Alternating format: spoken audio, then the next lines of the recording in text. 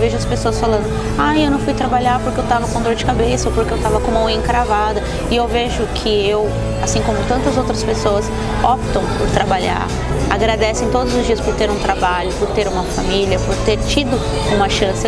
Não tive uma, eu tive duas.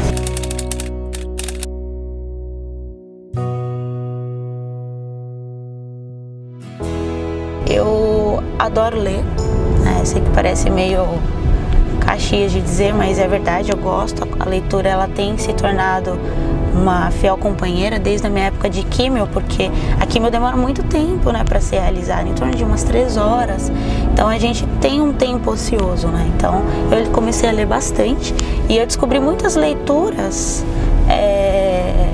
nesse meio, né? Então, de diversas formas, né? De mulheres, homens, até mesmo de cachorro. Que eu vi uma história ali, um livro de uma mulher que ao mesmo momento que ela descobriu um câncer de mama, o cachorrinho dela também descobriu um câncer. Então assim, eu li muito livro de tanto da doença quanto N gêneros, né? Então eu gosto muito de ler, eu adoro praticar esportes, mas eu dei uma parada, até porque o meu esporte preferido é tênis. Então, como tudo acometeu o meu lado direito, eu sou destra, não sinto algumas dores ainda do meu lado direito. Então, depois que eu passei por todo esse processo, eu ainda não arrisquei jogar. Cinema, adoro cinema, e shopping, eu sou muito rata de shopping. Adoro sentar, tomar um café. Se eu estiver sentada no shopping, tomando um café e lendo um livro, para mim é o programa perfeito.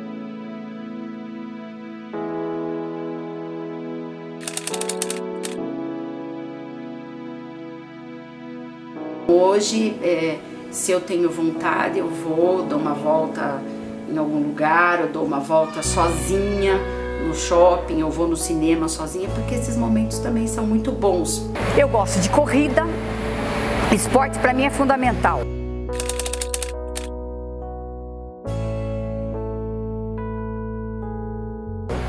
A malhação, eu gosto de dançar, gosto de teatro.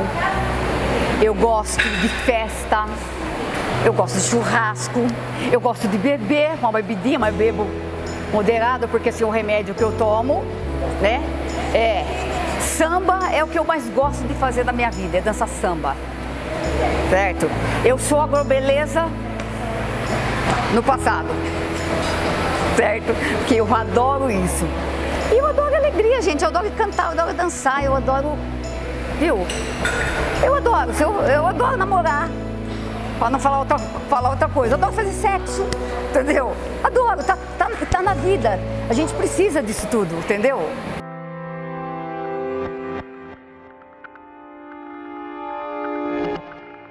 Em novembro de 2013, eu estava com 33 para 34 anos. Então quero aqui até salientar bastante aqui, reforçar a questão do autoexame, porque foi assim que eu descobri. E a sorte minha é que eu consegui sentir no toque, né? E quando eu cheguei, marquei uma profissional para falar a respeito do que eu tinha encontrado na minha mama direita. Ela até falou, mas você não acha que você é muito jovem para estar pensando uma coisa assim? Aí eu falei, olha, não sei o que é, mas não estava aí. Hoje a regra que a gente utiliza no Brasil é que toda mulher a partir dos 40 anos deve fazer uma mamografia por ano. Antes dessa idade, a gente acaba selecionando apenas grupos de risco. Pessoas que tenham histórico familiar ou que tenham histórico pessoal de terem tido algum problema na mama. E aí a sorte que eu levei para um mastologista, para um médico que tinha feito o parto da minha filha. Porque o primeiro médico que eu fui indicada aí, ele falou que era para voltar daqui 6 meses. Pessoas jovens fazem a ultrassonografia, certo?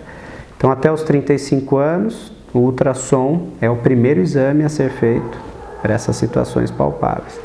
Passou dos 35 anos e aí tem essa dúvida sobre a existência de um nódulo na mama, aí o exame que essa paciente vai fazer, a princípio, uma mamografia. Então não adianta a pessoa já falar, opa, senti um nódulo, pensar em biópsia, coisas complexas, não. É simples, né? Os primeiros exames que evoluíram muito com os anos. O oncologista é o médico que ninguém quer lembrar. Quando o paciente tem câncer e o tratamento não dá certo, ninguém quer lembrar,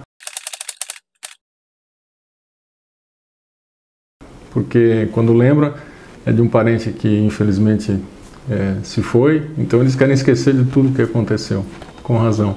E também quando o tratamento dá certo, né, que a pessoa é curada, as pessoas não querem nem lembrar que um dia passaram por isso, né? Então a gente tem um trabalho difícil, porque a gente lida com uma fase da vida em que a pessoa tem que se entregar muito a um tratamento, se dedicar muito a um tratamento, e as fragilidades se expõem naturalmente nesse momento. Porque a incidência de câncer, ela é mais ou menos, respeita a regra da população mundial, ou da população brasileira. Então a gente sabe que o câncer ele tem uma geografia de acordo com os hábitos, de acordo com o tipo de vida de cada população, de acordo com a característica de envelhecimento dessa população, mas Jundiaí respeita mais ou menos a mesma regra que as outras cidades de médio porte do Brasil apresentam. Então a gente tem uma prevalência muito alta, prevalência e incidência, né, de câncer de próstata, uma incidência muito grande de câncer de mama e incidência de câncer de pulmão.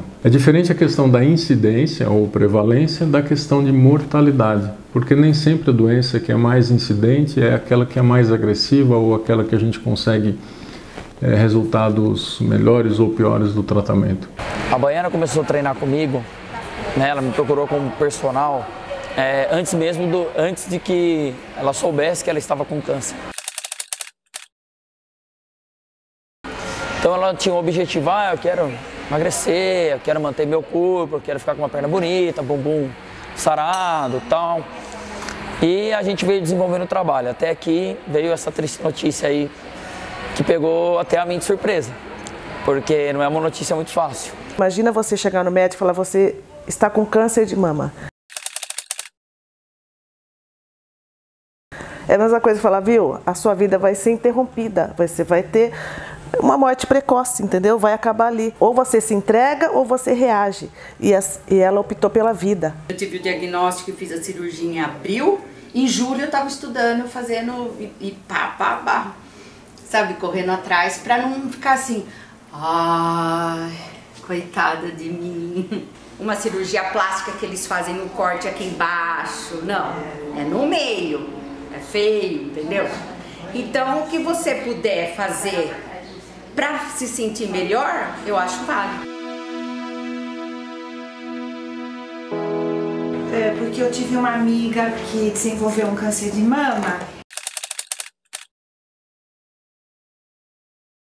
E aí ela me pediu ajuda para a confecção de alguns acessórios, porque ela estava sem cabelo.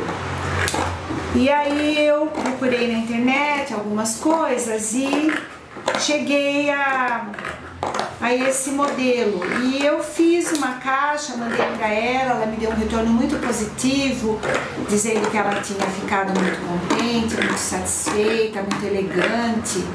E aí eu convidei 2 professoras amigas para iniciarmos um trabalho de doação.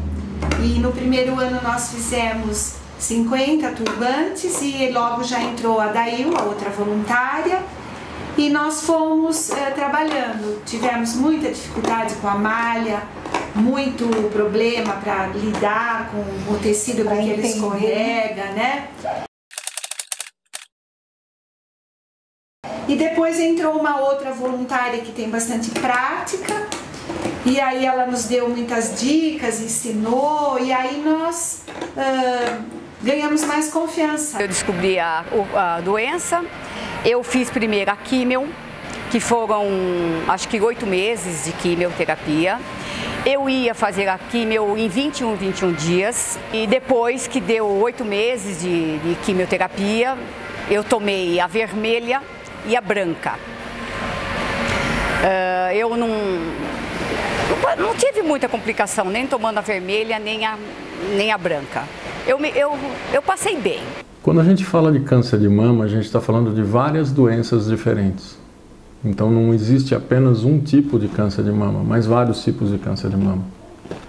E é muito importante que o médico que está cuidando dessa paciente reconheça essa situação de que cada tumor é de um jeito. Por que isso é importante?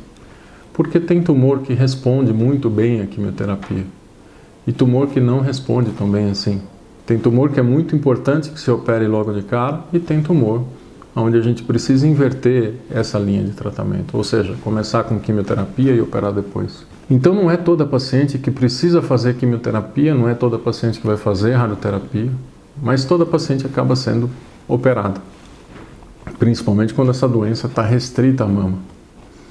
Então a gente precisa fazer uma avaliação conjunta com o cirurgião, conjunta com o radioterapeuta, para determinar qual é o melhor caminho para aquela mulher. Então não existe uma regra pré-definida para todo tipo de câncer de mama ou para toda mulher.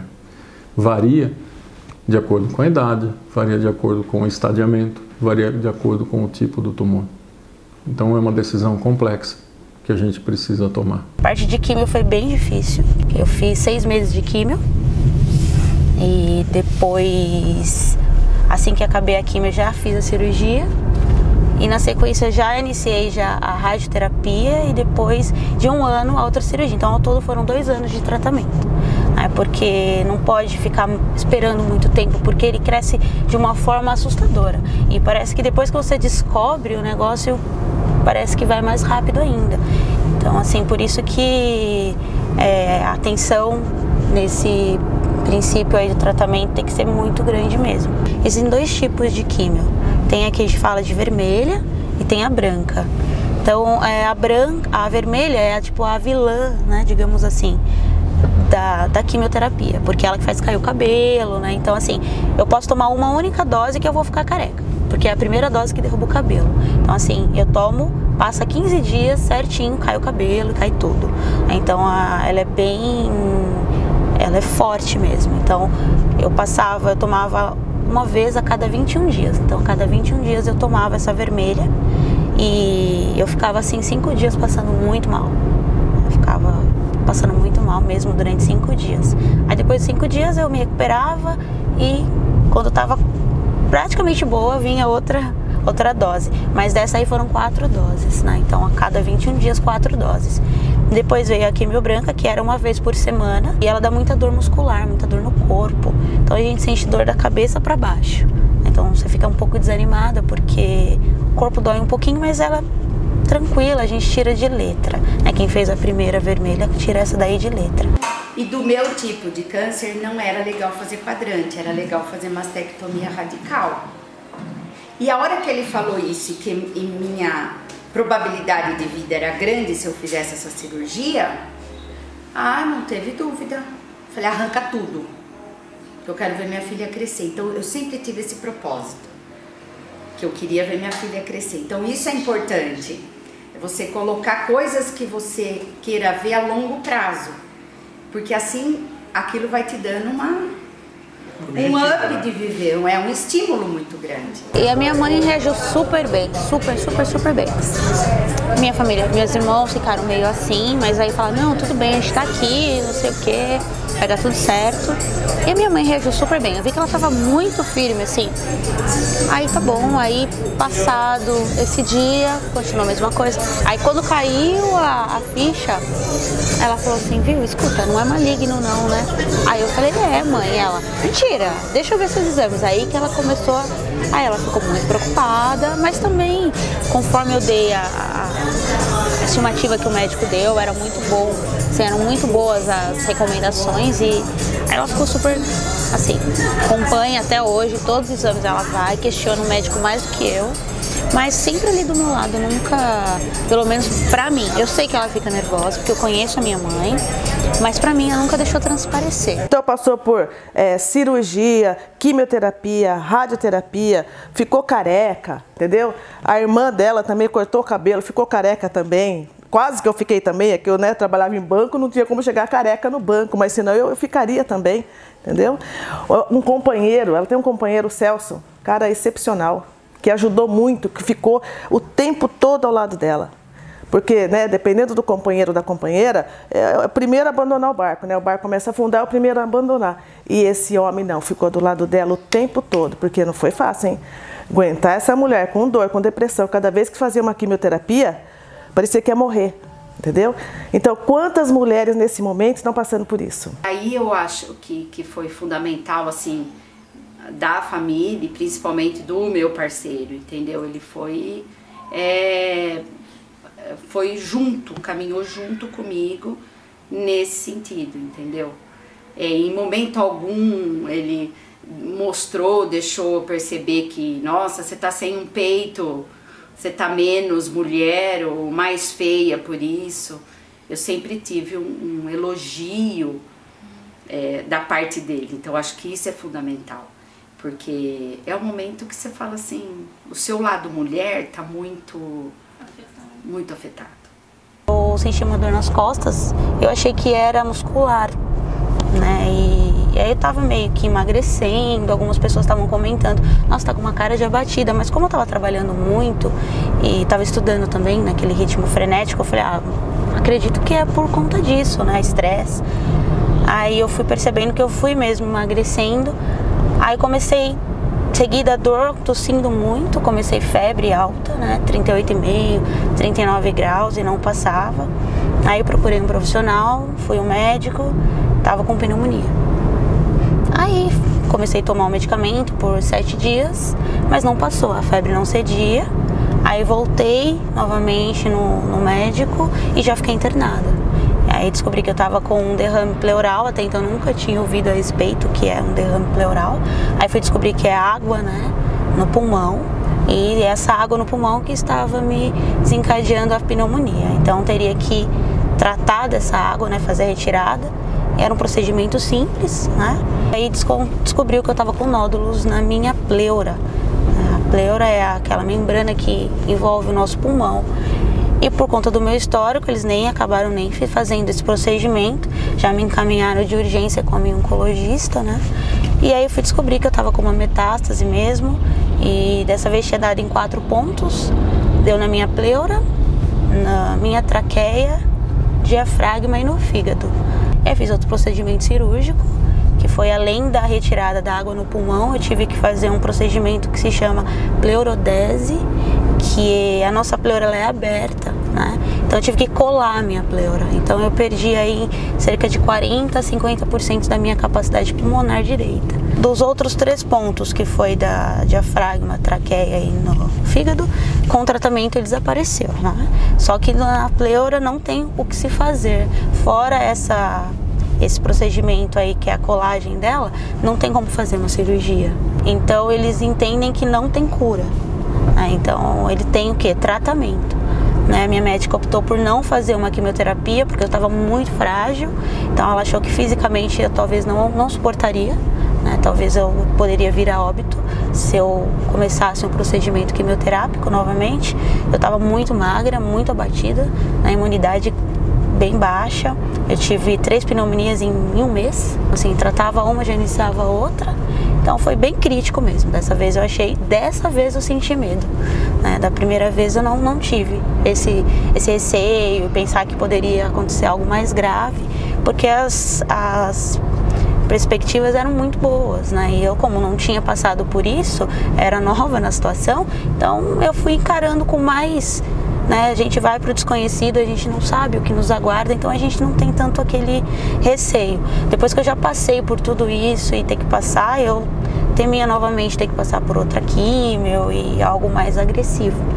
Então ela optou por um tratamento paliativo, né? Que são injeções que eu tomo mensalmente. A Rede Feminina de Combate ao Câncer Norma de la Serra de Jundiaí foi fundada em 1966.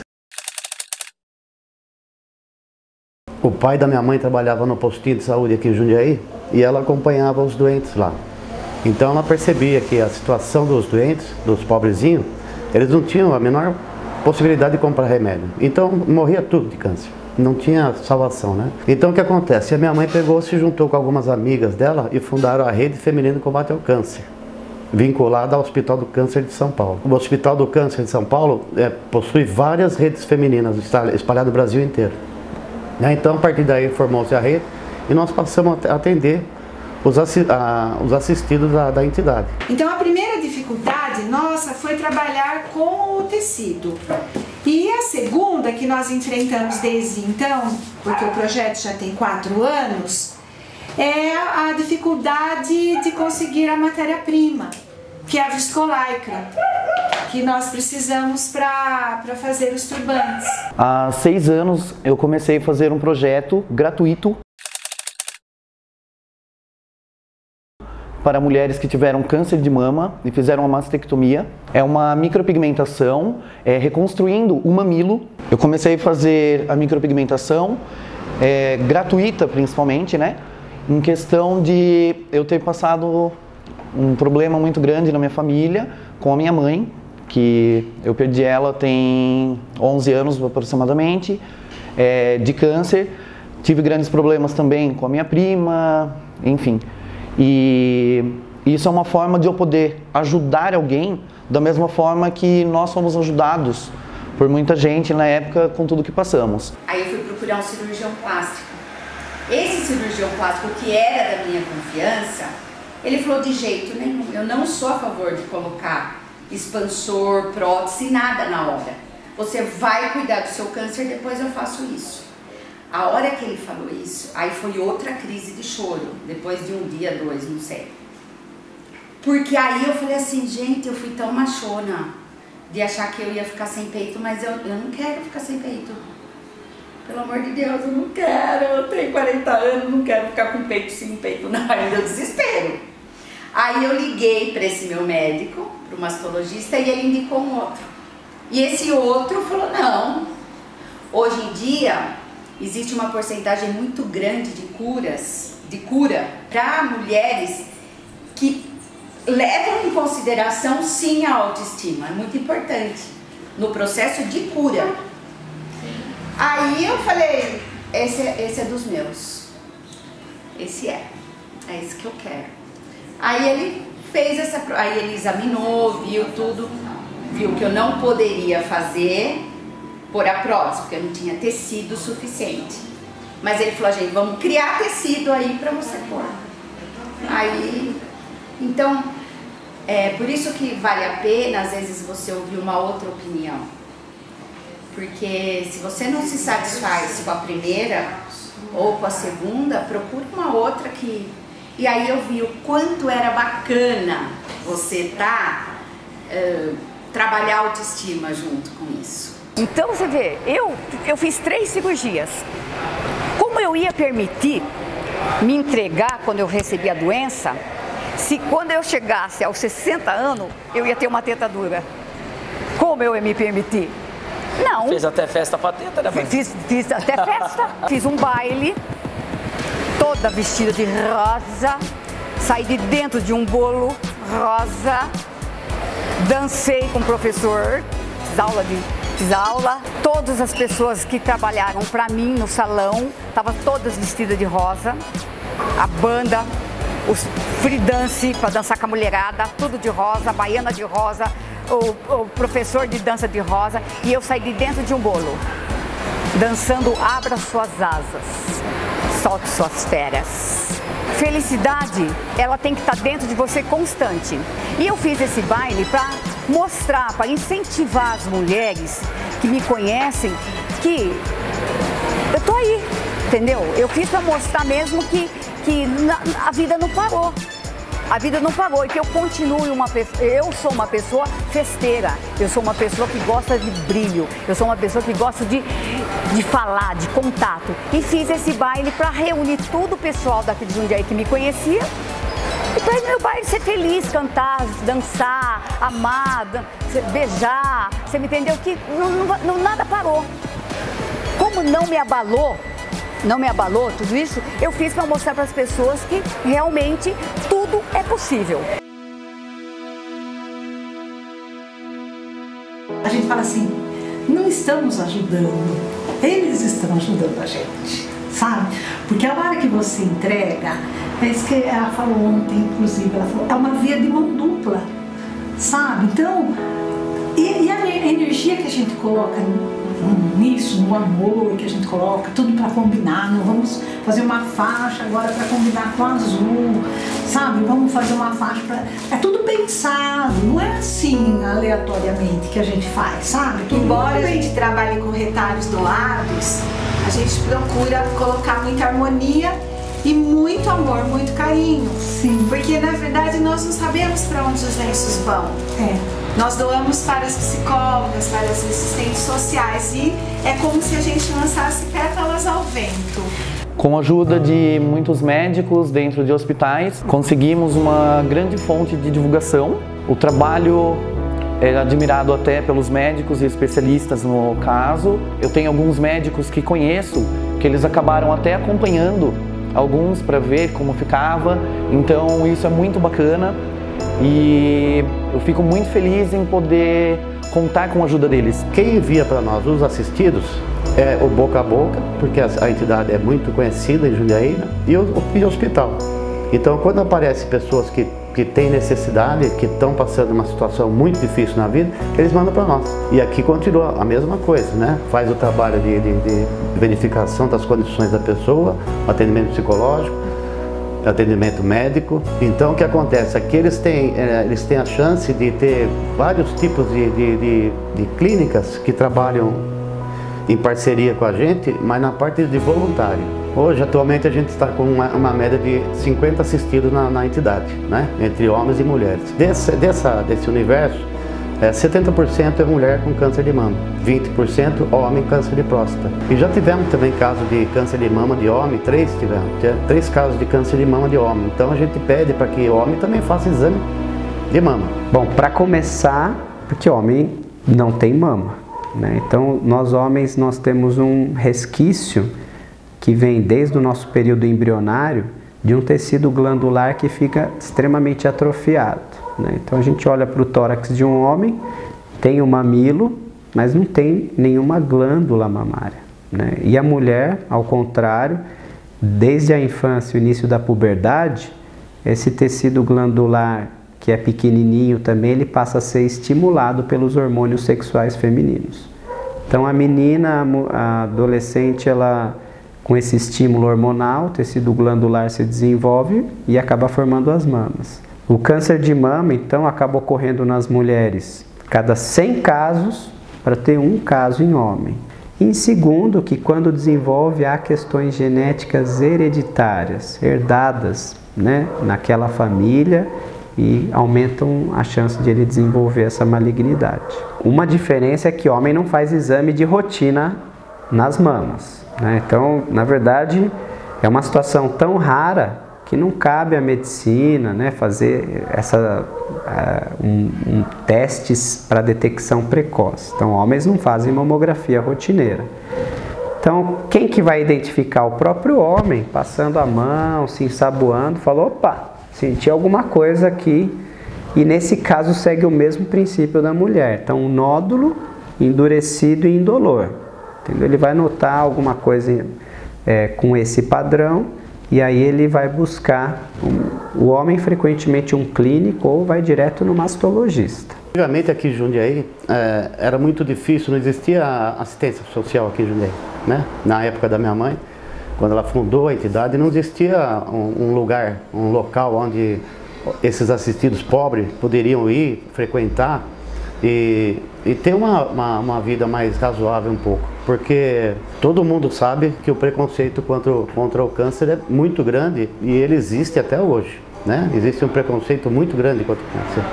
A pessoa fala que tem câncer, se você tiver 5 pessoas perto de você, uma vai se afastar. Porque tem medo, preconceito, porque é uma doença que antigamente matava muito, então a pessoa tem medo. Olha, eu acredito que tenha doenças hoje muito piores, mas o câncer leva um estigma. Você fala assim, ai nossa, eu tô com a minha diabetes alteradíssima. Você pode ir cortando membros, você pode ficar cega, você pode ter N doenças com diabetes. Mas a pessoa fala, puxa, você fala assim, nossa, eu tive um diagnóstico de câncer. Fulano tá com câncer. Parece que é o fim do mundo, né? a gente se torna muito mimado, né? A gente acaba gostando dessa atenção que a gente recebe e a gente se sente tão bem, porque a princípio a gente fica com tanto medo, né? E não sabe o que espera direito. Aí você vê que você tem um tratamento, uma atenção tão gostosa que você fala, puxa, que legal, que gostoso, né? E você vê que tem tantas pessoas passando pela mesma situação, é tão comum, mais comum do que a gente pode imaginar. Tem uma área, uma parte do trabalho nosso que é voltado para o lazer e para a educação também. Na parte de lazer, e todas as datas comemorativas aqui no Brasil, na festa junina, Natal, todas as datas dos pais e da mãe é comemorado aqui na rede com os assistidos e seus filhos. Aqueles que têm condições, eles vêm, fazem aula de artesanato, fazem o produto, vendem o produto e esse dinheiro é revertido para a rede. Então é uma forma de fazer com que eles trabalhem, ganham dinheirinho e ainda ajudam a entidade também. Difícil, a maior parte das pessoas não... A gente convida para vir, eles falam quando vai pagar. Mas até que a gente está produzindo bastante, por isso não só nós aqui cortando. Eu já faz uns 10 anos que eu venho. Quando eu comecei na rede, eu liguei, a rede ligou me convidando, falou, você não quer vir no bazar? Eu achei que o bazar era para vender roupa, sabe aqueles bazar de roupa usada? Eu achei que quando cheguei aqui era para bordar. E eu não sabia bordar nada. Aí eu falei que eu não ia voltar porque eu não sabia bordar. Não, senta aí que a gente ensina. E hoje eu faço ponto cruz, ponto reto, caseado, faço xadrez, crochê um pouquinho e aprendi uma ensinando a outra. E era a minha irmã que coordenava tudo aqui. E daí ela faleceu, aí eu fiquei meio desanimada, ela fez eu prometer que eu ia continuar. Então nós estamos aqui, né? Faz o que pode, o que dá para fazer. Eu tive um convite um dia encontrando a Romilda.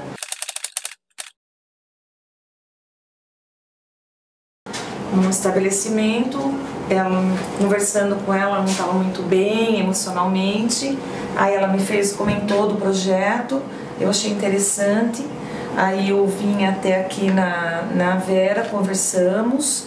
Aí a partir daquele momento eu peguei alguns retalhos, levei para minha casa, fiz uma quantidade de faixas.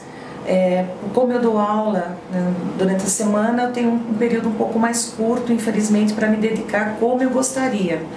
Mas dentro do que é possível, eu faço as faixas para elas. Eu fui convidada pela Vilza, pela Daí, o Arru. Gostei muito, estou me sentindo super bem, é uma energia muito boa aqui, né? E você dedicar uma vez por semana ou cada 15 dias, né? Algumas horas suas para essa finalidade, o retorno é muito grande, né? E a gente não sabe com quem vai chegar, quem vai receber. Mas, desculpa. Imagina. Desculpa.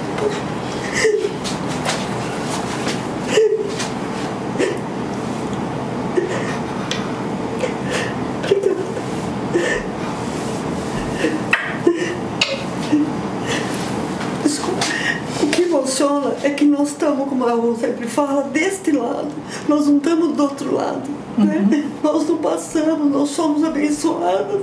Então, é muito gratificante estar aqui, ficar aqui e fazer, é o mínimo, a gente faz tão pouco. Né? Verdade. Desculpa mesmo. O câncer de mama, ele depende muito de diagnóstico precoce. A cura depende muito de diagnóstico precoce.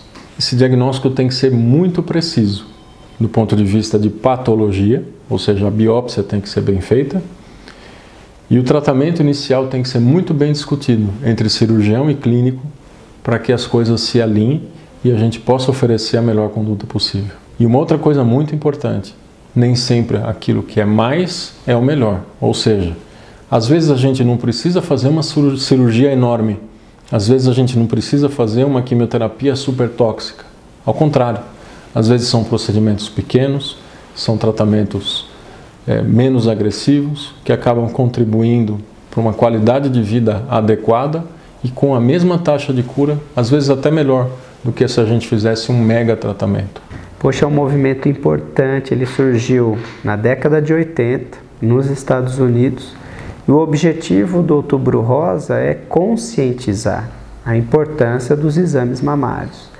Então as pessoas, elas, mundo afora, muitas têm o direito ao exame, mas não vão fazê-lo, entendeu? Poxa, por que as pessoas não iam fazer os exames que elas tinham direito e tinham disponíveis?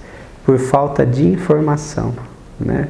Porque digamos que o governo e os serviços de saúde têm que fazer a sua parte, disponibilizar a mamografia, mas as pessoas precisam fazer a parte delas, que é ir buscar o exame.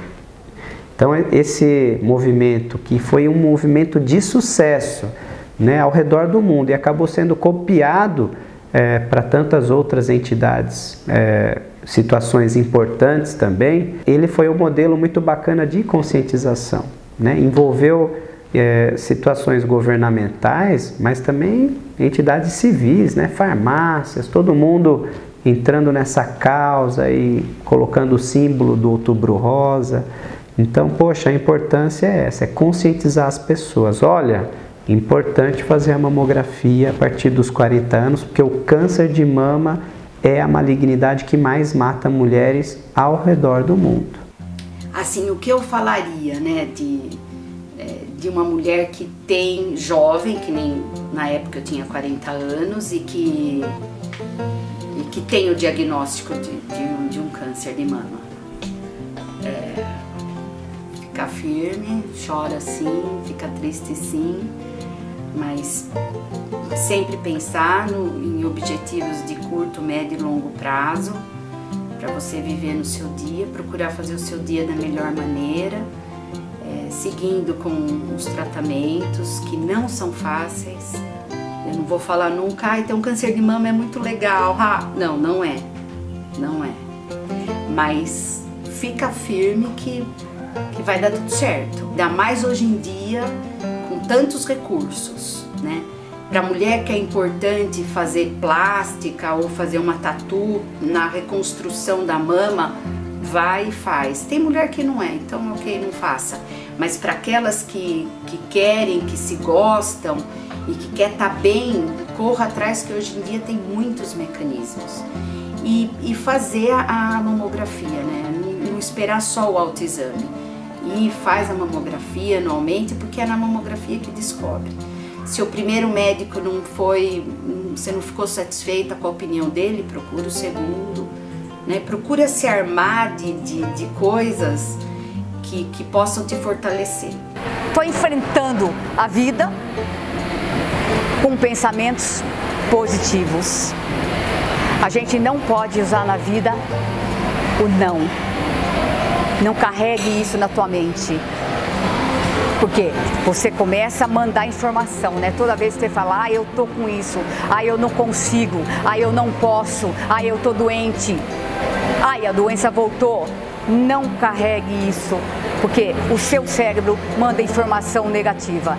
Então eu acho que é isso aqui que controla a nossa vida. Então assim, eu eu vou voltar a estudar, então assim, eu quero me formar em letras e também conhecer Amsterdã, né? Então, o ano passado, quando eu descobri isso e vi que era um pouco grave a situação, eu ficava só pensando, meu Deus, eu não posso morrer antes de conhecer Amsterdã, porque parece que a gente tem uma necessidade hoje, eu não sei se amanhã ou depois é meu último dia, não que a gente se torna mórbido, mas que a gente pensa que não vale a pena perder tanto tempo com coisinhas que a gente perdia antes, né? Então a gente corre um pouco mais atrás do que a gente gostaria, né? Que nem, eu acho que para muitas coisas eu esperei muito tempo, né? Eu acho que tem pessoas bem mais jovens do que eu já estou quase nos meus 40 anos aí, tem muitas coisas que eu poderia já ter realizado e não realizei, por achar que eu sempre teria amanhã, né? Então o tempo foi passando, muita coisa foi acontecendo, então a gente vê que nada tão que a gente pode adiar, né? Tem coisas que a gente vai passando um pouquinho na frente das outras, porque a gente vê que a gente não sabe, né? Tudo uma incógnita na nossa vida. E outra coisa muito importante também, entendeu? Você ter, quando você estiver passando por isso, como eu falei, né? Muitas mulheres estão passando por esse problema agora. Mas você tem que estar cercada de pessoas com boa energia, alegres, retardadas, idiotas, entendeu? Não pode ficar com uma pessoa negativa. Você tem que ter pessoas alegres, pessoas de bem com a vida, para ajudar você a superar. A Baiana me serviu de inspiração porque minha tia teve câncer de mama. Minha tia também perdeu boa parte do seio, também teve que fazer mastectomia. E quando eu contei a história dessa mulher para minha tia ela todo renasceu. dia tá lá hoje firme e forte. Renasceu. Também. Ela ajudou a renascer. Fiz essa tatuagem aqui, que quer dizer agitação abençoada, que mais ou menos, literalmente, a agitação abençoada que nos mantém marchando. Tipo assim, é como se os problemas nos impulsionassem, fizessem com que conseguíssemos extrair de nós mesmos a nossa própria força, sabe? Tem que vir para você, temos que enfrentar, de cabeça erguida, ter muita coragem, né? Coragem e fé. E fé. Medo todos nós temos. Você vai perguntar, eu tenho medo? Tenho medo, sim, lógico que eu tenho medo, eu sou ser humana. O diagnóstico da doença, o processo desses 5 primeiros anos, né, que você vai cada 3 meses, depois cada 6 meses, e faz exame, e você fica, sabe, tensa com o que pode acontecer ou não, com o resultado do exame, essas coisas todas, eles vão passando. Então, um ano, obrigada, Senhor, sempre agradecendo a Deus das oportunidades, e até porque nada é por acaso. Se aconteceu isso na sua vida, tire proveito disso, né? Para você evoluir como ser humano, crescer e se aceitar mais. Porque às vezes, por mais que a vaidade seja importante, a gente acha que a gente é um corpo só, né? E não é, e você tem que cuidar dele, mas não é só isso, né? A doença acabou, e o processo da doença acabou me ajudando bastante para melhorar como ser humano. Tem que parar realmente e pensar, poxa, alguma coisa ainda eu tenho que fazer, sabe? Eu tenho que buscar. Não pode ser só isso aqui, senão não teria tido. A segunda, a primeira foi um chacoalhão, mas eu não me liguei. Agora a segunda vez, peraí, eu tô indo pro lado errado. Então chegou a hora de eu parar realmente e ver, não é esse caminho que eu tenho que tomar. Desistir eu não vou. Eu sei que eu ainda tenho algumas limitações, eu tenho algumas coisas que preciso mudar muito, mas aquela Bárbara de 2013, com aquele pensamento, ela não existe mais.